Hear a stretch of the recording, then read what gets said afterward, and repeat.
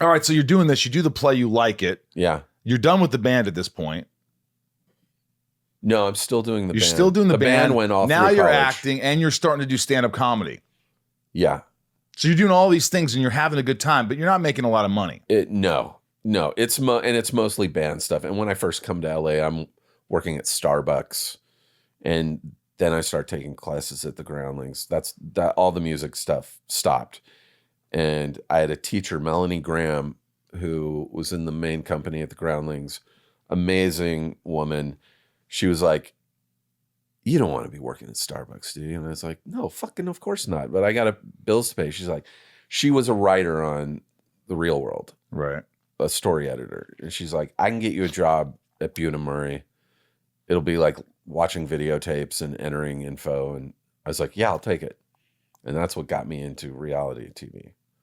And I would every now and then through the Groundlings get an audition for like a commercial. Were you pretty happy at this point? Were you? Yeah. You were. It was a good part of your life. I met people at the Groundlings that I'm still super incredibly tight with. People I've worked with now who are now like huge stars, and like we were just kids in our 20s. Who are those people? Like Maya Rudolph and I were in. Oh, you're close with Maya Rudolph. Yeah, Maya and I were in classes. I have a photo I'll show you of me and Maya sitting on stage at the Groundlings, and we look like 15-year-olds. We look like babies. Wow. And Will Forte was there when I was there. And you went through the whole program. I did all the classes.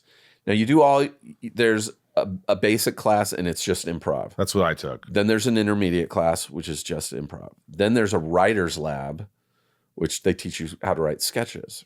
And the writer's lab, at I think 6 to 12 weeks of doing it, you put on a show of the sketches you've written. And you did that. Did that. Great. Loved it. Mike McDonald was my teacher. Came from somewhere back in a long ago. I should say Michael McDonald. He was on Mad TV. He was my teacher. And then Mindy Sterling was my advanced teacher. Ah. And then for advanced, you do improv and sketch comedy. You write for 6 weeks, do a show. Write for 6 more weeks, do a show. And the Groundlings main company members have to come and watch both your shows, and then they vote like, yeah, let's move them up to the Sunday company where you do shows every Sunday. And okay. I did not make it into the Sunday company. I was crushed. Because you were in with all these people. They liked you. You're friends with them all. You're working hard. I was working at the theater also at this point. I was working in the box office. I was videotaping shows.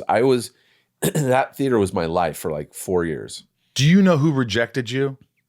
No, but let me tell you this. I don't know if this is how it happened, but so they have to vote on you. The only company members that can vote are ones that have seen both the advanced shows.